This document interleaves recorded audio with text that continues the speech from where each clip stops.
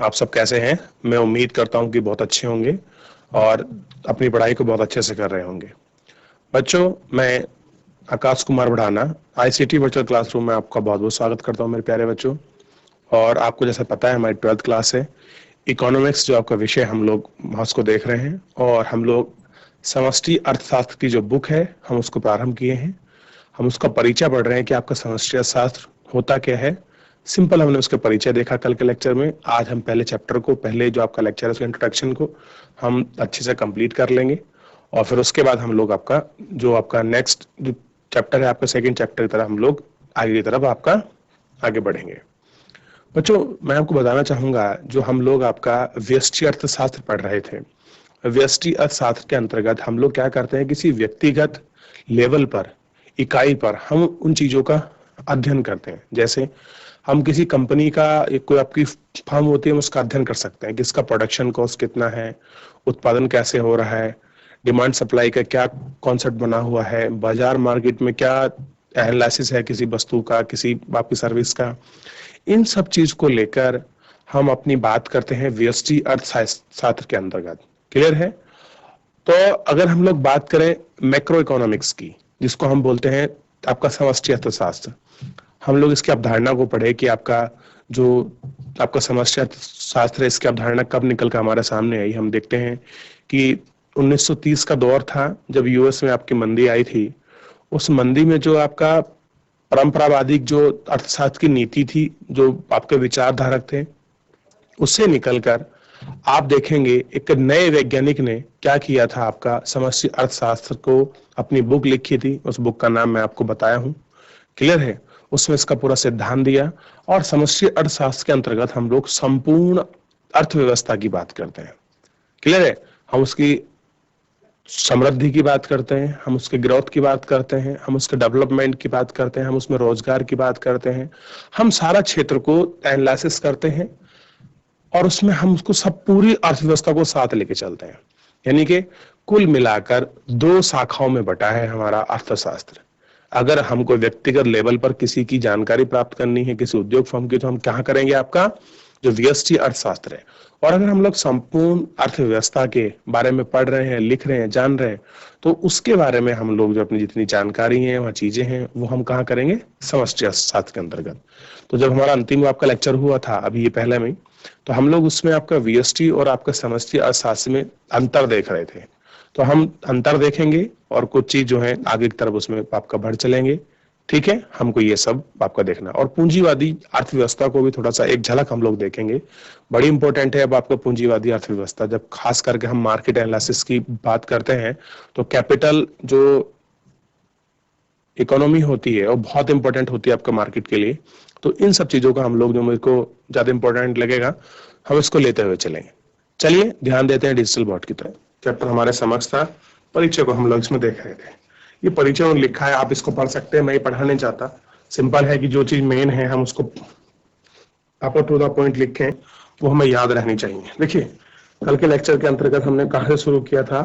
सबसे पहले हमने इकोनॉमिक्स के दो पार्ट को पढ़ा था, मैक्रो इकोनॉमिक्स व्यष्टि अर्थशास्त्र और मैक्रो इकोनॉमिक्स समष्टि अर्थशास्त्र। व्यष्टि अर्थशास्त्र क्या है उसको हमने आपको देखा, समष्टि देखा।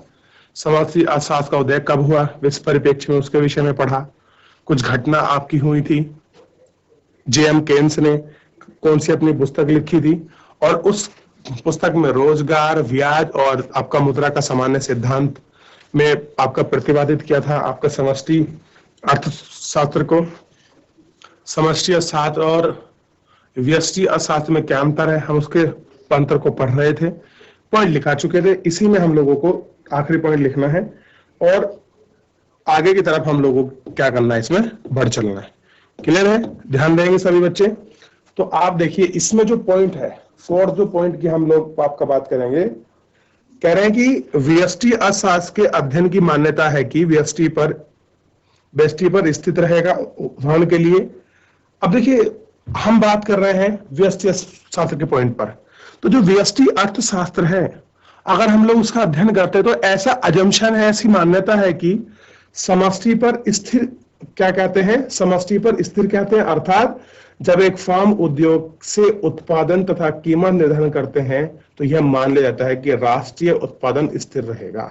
यानी कि कुल मिलाकर हम अगर देखें तो आप देखिए वीएसटी जो आपका अर्थशास्त्र है, इस वीएसटी अर्थशास्त्र के में हम लोग क्या करते हैं कि अध्ययन पर मान्यता है कि क्या करते हैं कि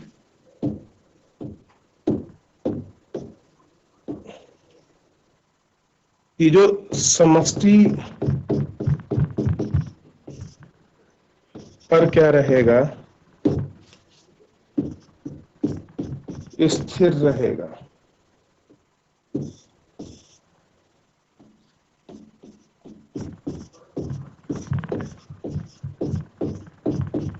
क्या रहेगा?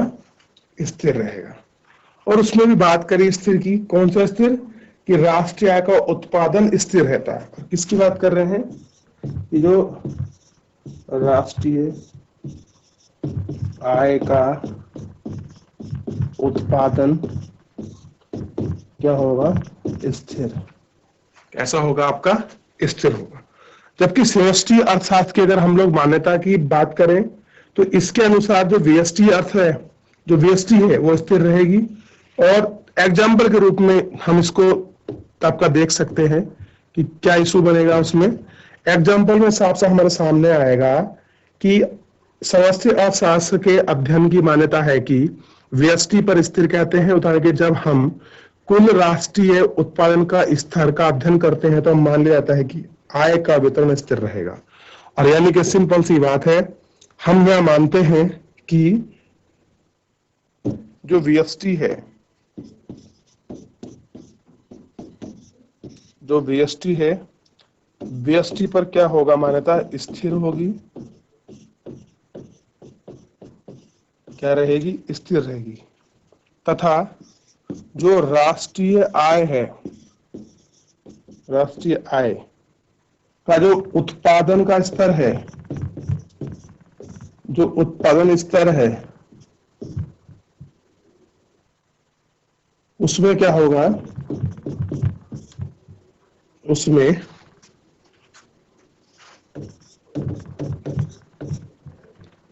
आय का वितरण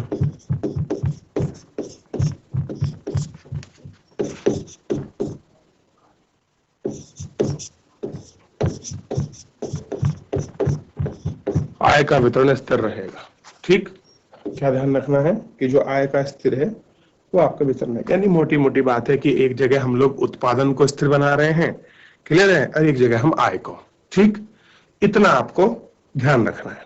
जो इनका मेनली जो अंतर हुआ, इस अंतर को आप लोग ध्यान रखेंगे तो आपका सारी चीजें बहुत अच्छे से आप क्या देंगे।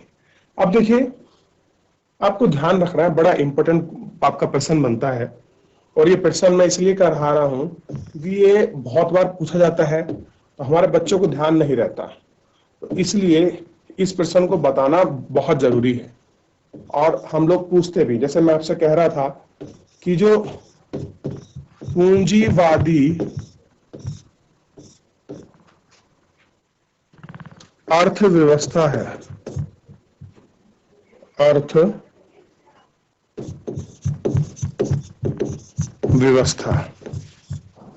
क्या है आपकी? जो पूंजीवादी अर्थव्यवस्था है,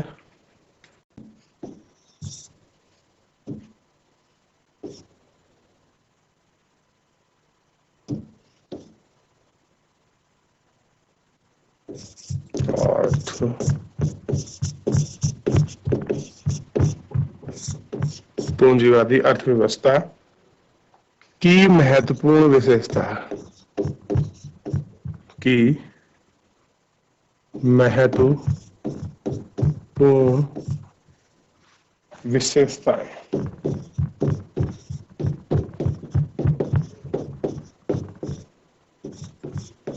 पूंजीवादी जो अर्थव्यवस्था है उसकी जो महत्वपूर्ण विशेषताएं हैं उनको हम लोग इसमें देखना है। देखिए, जो आपकी पूंजीवादी अर्थव्यवस्था होती है अगर मैं भारत में बात करूं कि आपका कितने प्रकार की, या भारत में नहीं बल्कि अगर हम लोग विश्व की बात करें तो विश्व में 3 प्रकार की अर्थव्यवस्था चलती है। पूंजीवादी, क्लियर है, और पूंजी के बाद जो होता है आपका जो साम्यवादी व्यवस्था है, और साम्यवादी और आपके पूंजीवादी का ही मिला जुला रूप, इन दोनों का मिला जुला रूप है आपका मिश्रित अर्थव्यवस्था। और भारत में जो अर्थव्यवस्था है बच्चों कौन सी है? मिश्रित अर्थव्यवस्था है। क्लियर है, तो हमको मिश्रित नहीं पढ़ना फिलहाल, हम लोगों को आपको पूंजीवादी अर्थव्यवस्था की कुछ महत्वपूर्ण विशेषताओं को पढ़ना है, उन विशेषताओं को देखना है। तो सबसे पहले उन विशेषताओं को हम लोग देखते चलते हैं, देखते हैं। देखिए यह एक बाजार संपन्न होता है जो विक्रेता, जो क्रेता कह लो या विक्रेता, जो विक्रेताओं तथा विक्रेताओं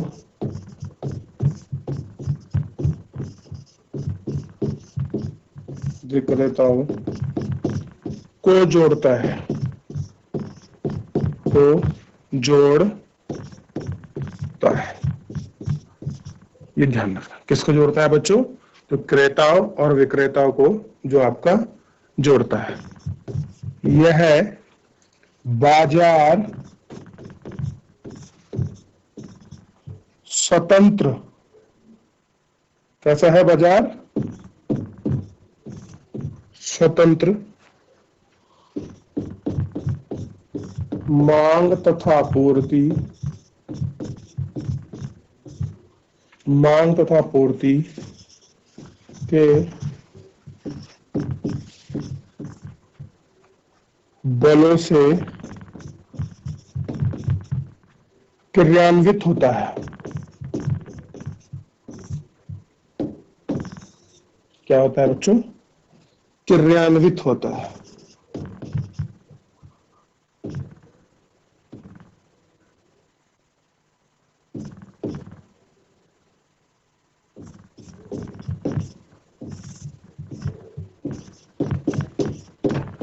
ये तो उसकी पहली विशेषता है। ठीक, क्या होता है? यह बाजार एक संपन्न होता है जो आप क्रेता और विक्रेताओं को जोड़ता है। यह बाजार मांग तथा पूर्ति के बलों पर आपका क्रियान्वयन होता है, यानी कि डिमांड और सप्लाई के दो ही ऐसी चीज है जिनको आपका फॉलो करता है, कि आपको ध्यान रखना। दूसरा है इसमें वस्तु तथा सेवा की कीमतें। दूसरा देखिए, वस्तुओं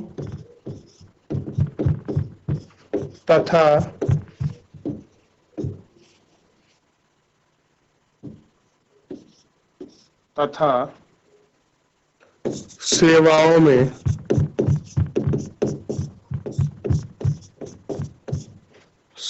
में कीमतें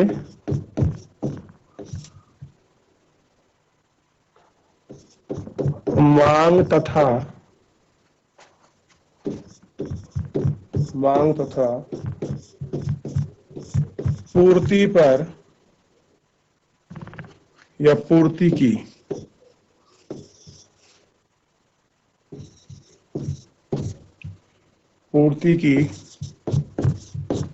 बाजार शक्ति,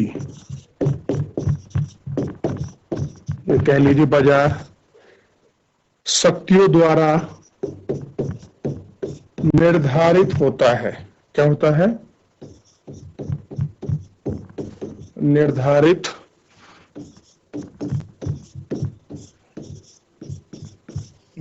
होता है। ठीक, तीसरा पॉइंट लिखिएगा इसमें, सरकार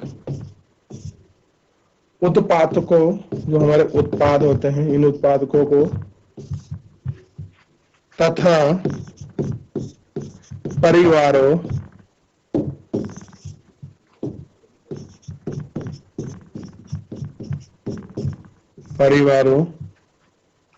के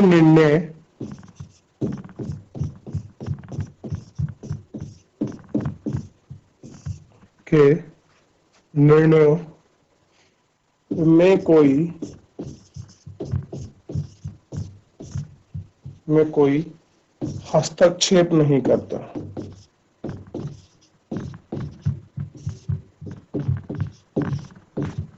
हस्तक्षेप नहीं करता।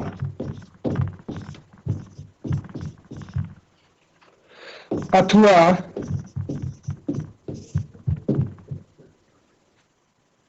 कह सकते हैं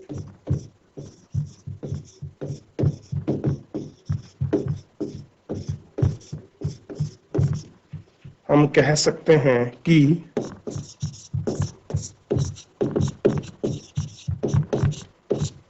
सरकार मांग तथा पूर्ति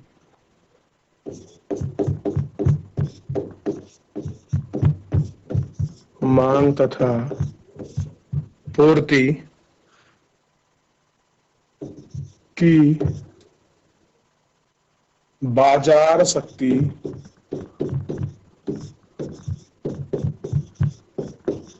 या बाजार शक्तियों की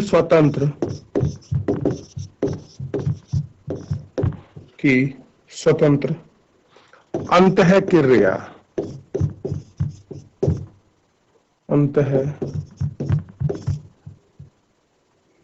क्रियाओं में कोई हस्तक्षेप नहीं करती। हस्तक्षेप नहीं करती। ये है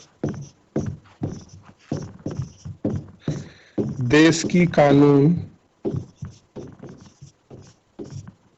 एवं व्यवस्था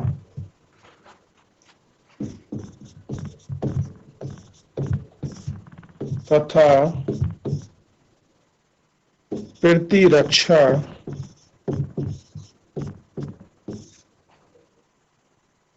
के रखरखाव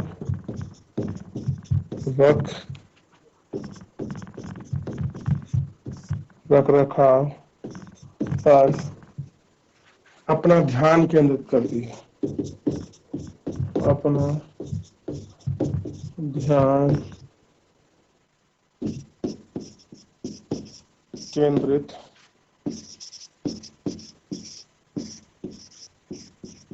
करती है। ठीक, ये आपको ध्यान रखना है। कौन ध्यान रहेगा? सरकार अपने उत्पादों तथा परिवार के निर्णय में कोई हस्तक्षेप नहीं करती। अथवा हम कह सकते हैं कि सरकार मांग तथा पूर्ति को बाजार शक्तियों के स्वतंत्र अंतःक्रियाओं में हस्तक्षेप नहीं करती।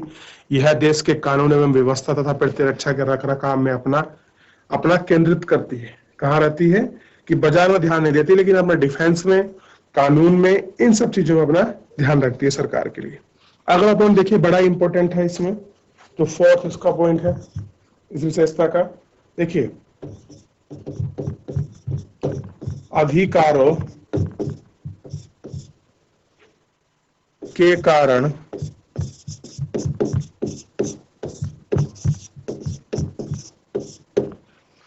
पूंजी के संचय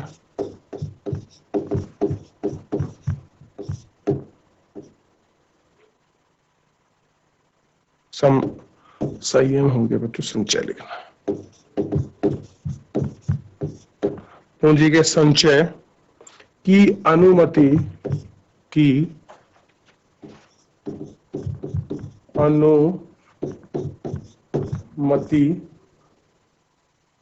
दी गई है।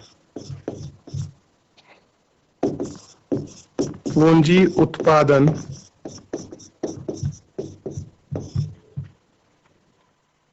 के एक मुख्य साधन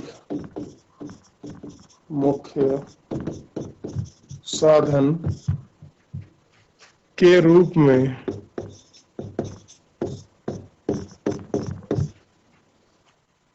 उभरती है। मुख्य साधन के रूप में क्या है? उभरती है।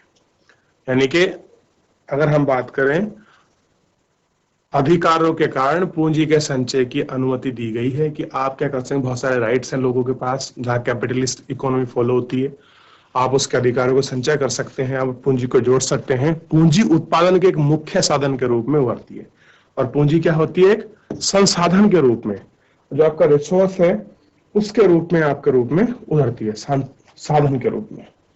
फिफ्थ पॉइंट देखेंगे यार, इसका आखिरी पॉइंट, उपभोक्ता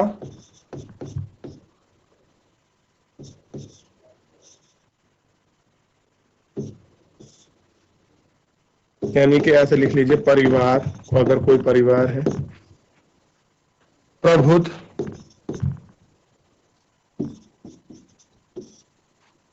होता है, वे अपनी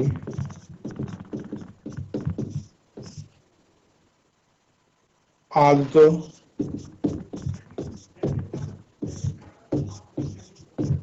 तथा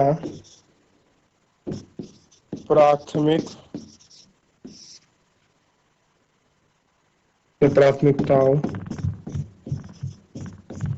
के अनुसार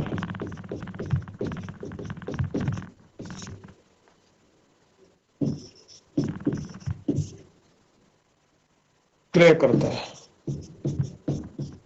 क्या करता है, अपनी प्राथमिकता के अनुसार, अपनी आदतों के अनुसार कोई भी संप्रभु होता है। संप्रभु का मतलब अपनी चीजों को खरीदने में स्वतंत्र होता है कि वो किन किन चीजों को खरीद सकता है, या वो किन वस्तुओं को आपका प्राथमिकता देता है, ठीक। तथा अपनी संतुष्टि को, ध्यान देना है, अपनी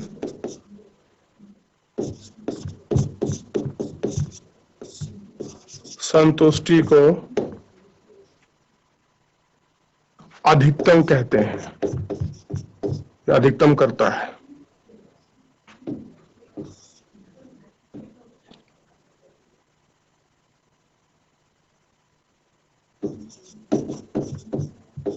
अधिकतम करते हैं, ठीक। और ध्यान रखना है कि उत्पादन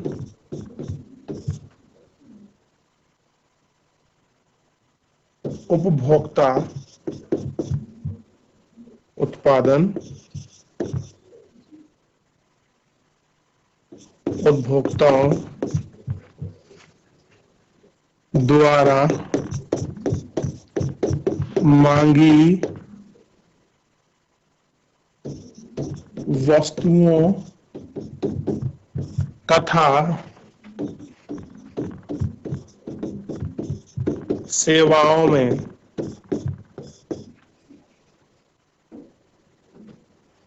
या सेवाओं के उत्पादन के द्वारा अपने लाभों, अपने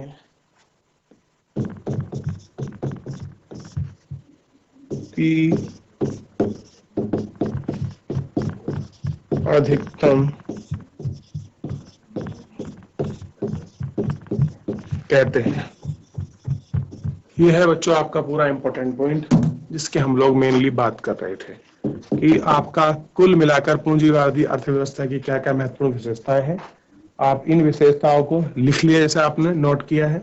इन सारी विशेषताओं को आप लोग ध्यान रखना, अगर आपका लॉन्ग क्वेश्चन बन जाता है, ताकि आप लॉन्ग क्वेश्चन के अंतर्गत से इन सारी विशेषताओं को लिखकर आप अपने प्रश्न को बहुत अच्छे से कंप्लीट कर सकें। व्यष्टि शास्त्र, समष्टि शास्त्र के विषय में आप दोनों पढ़ चुके हैं, परिचय हमारा कंप्लीट हो रहा है, ताकि आपको किसी प्रकार की कोई दिक्कत आपको ना रहे, ठीक है। ये सब चीज आपको ध्यान रखनी है। इसी के साथ इसमें एक बड़ा पॉइंट है बच्चों, जो बहुत इंपॉर्टेंट है, आपको ध्यान भी रखना है। वो पॉइंट क्या है, मैं आपको लिखा देता हूं, ध्यान रखिएगा। पॉइंट है आपका, क्वेश्चन बना के लिख लीजिए, क्वेश्चन नंबर 3 करके लिख लीजिए।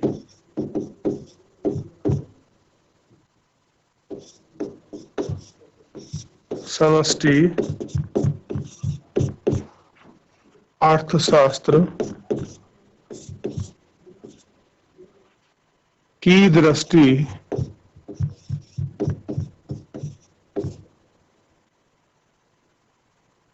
की दृष्टि से अर्थव्यवस्था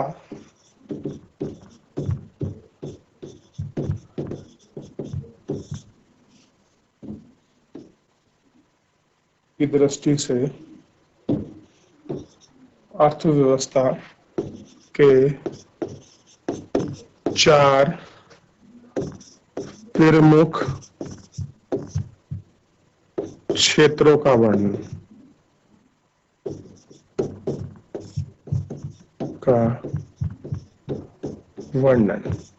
ये हमको देखना है कि कौन कौन से उन चार क्षेत्रों का जो वर्णन हमको करना है कि समस्या शास्त्र की दृष्टि से अर्थव्यवस्था के चार क्षेत्रों का प्रमुख वर्णन। सबसे पहले हम चार क्षेत्रों को लिखते हैं। देखिए, पहला क्षेत्र है आपका परिवार क्षेत्र। दूसरा देखिए, दूसरा है उत्पादक क्षेत्र, और आप तीसरा देखिए सरकारी क्षेत्र, और चौथा देखिए आपका विदेशी क्षेत्र। तो ये चारों क्षेत्र हैं समष्टि अर्थव्यवस्था की दृष्टि से, तो चार प्रमुख जिन क्षेत्रों के हम वर्णनों की बात कर रहे हैं, तो उनमें चार क्षेत्र परिवार, उत्पादक, सरकारी क्षेत्र और विदेशी क्षेत्र है। ये चार क्षेत्र है, ठीक। और दूसरा हम लोग को थोड़ा इसमें देखना है कि हर एक में क्या चीजें हैं, कैसे उनको अगर हम लोग एक्सप्लेन करके लिखना है। तो अगर हम इसके विषय में बात करें इन चारों आपका क्षेत्र में, तो सबसे पहले क्षेत्र आएगा, और एक नंबर अगर आप हेडिंग देखते हो परिवार क्षेत्र, और परिवार क्षेत्र को आप पढ़ो, आप एक्सप्लेन करो अच्छे से, आपको सारी चीजें क्लियर हो जाएंगी। परिवार क्षेत्र क्या है, इसमें वस्तु और उद्योग सम्मिलित करते हुए गृह परिवार के उत्पादन कारणों का स्वामी होता है। इनको हम लोग कर लिख लेंगे, अच्छे से बात कर लेंगे। ये आपको ध्यान होना चाहिए कि जो है समस्या अर्थव्यवस्था में कि जो चार प्रमुख क्षेत्र हैं वो कौन से हैं। हम लोगों ने वीएसटी अर्थशास्त्र को अच्छी तरह से देख लिया था, लेकिन आज हम बात करते हैं आपके समस्या शास्त्र में। समस्या शास्त्र की जो और वीएसटी शास्त्र में जो डेफिनेशन के में बीच जो आपके डिफरेंसेस हैं, उन अंतरों को हमने देखा। अंतरों को देखने के साथ ही हमने कुछ नए पॉइंटों को भी लिखा कि हमारी आपके पूंजीवादी अर्थव्यवस्था की क्या विशेषताएं हैं, वो विशेषता हमें पता होना चाहिए। हमने उन विशेषताओं को लिखा, और वीएसटी अर्थशास्त्र की दृष्टि से अर्थव्यवस्था के चार प्रमुख क्षेत्र कौन कौन से हैं, उन क्षेत्रों को मैंने आपको बताया।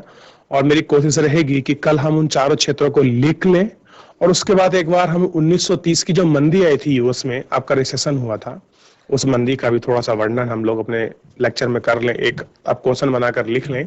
तो अगर पहले लेसन से अगर कोई प्रश्न आपका बनता है कि वीएसटी अर्थशास्त्र और आपका समस्या शास्त्र में क्या अंतर है, हम उसको कर लें। फिर दूसरा, आपका समस्या शास्त्र का जन्म आपका किस प्रकार हुआ, क्या उसका आपका समय रहा, क्या उसकी हिस्ट्री रही, वो हमको पता लग जाएगा। फिर वो चार क्षेत्र पूछ ले भारतीय अर्थव्यवस्था के या अर्थव्यवस्था के, वो हमको पता होने चाहिए, ठीक। आपकी पूंजीवादी अर्थव्यवस्था की जो आपका विशेषता है वो पूछ ले, वो हमको पता होना चाहिए। और 1930 में जो आपकी मंदी आई थी, आप उसको वर्णन कीजिए, ऐसा मिल जाए तो हम उसी हिसाब से अपने पैटर्न को लेकर चलें, ताकि हमको किसी विषय में कोई प्रॉब्लम ना आए। हम सारी चीजों को बहुत अच्छे से कर लें, उनको देख लें, उनको जान लें। क्लियर है बच्चों? चलिए, आज के लिए इतना ही। मैं उम्मीद करूंगा कि मेरे प्यारे सभी बच्चे अपने लेक्चर को रिवीजन करेंगे, पढ़ेंगे, और कोई डाउट होगा आप मुझसे जरूर पूछेंगे। क्लियर है? आपको पता है कि अगर आप अच्छे से रिवीजन नहीं करेंगे तो आपके डाउट जो है वो आपके नहीं आएंगे, आपको कैरी नहीं आएगी, आपको अच्छा से लर्न नहीं रहेगा। क्लियर है? फिर आपको समस्या होगी, चाहे आप परीक्षा दे रहे हो, चाहे उसको आप रिवाइज कर रहे हो। तो रिवीजन निरंतर करते रहिए, अपनी पढ़ाई को बहुत अच्छे से करते रहिए। मैं उम्मीद करूंगा कि मेरे प्यारे सभी बच्चे अपनी पढ़ाई पर पूरा फोकस करेंगे। चलिए, आज के लिए इतना ही। मिलते हैं नेक्स्ट लेक्चर में। तब तक अपना ध्यान रखिए, स्वस्थ रहिए और अपनी पढ़ाई को बहुत अच्छे से करते रहिए। मुझसे जुड़ने के लिए आपका बहुत बहुत धन्यवाद।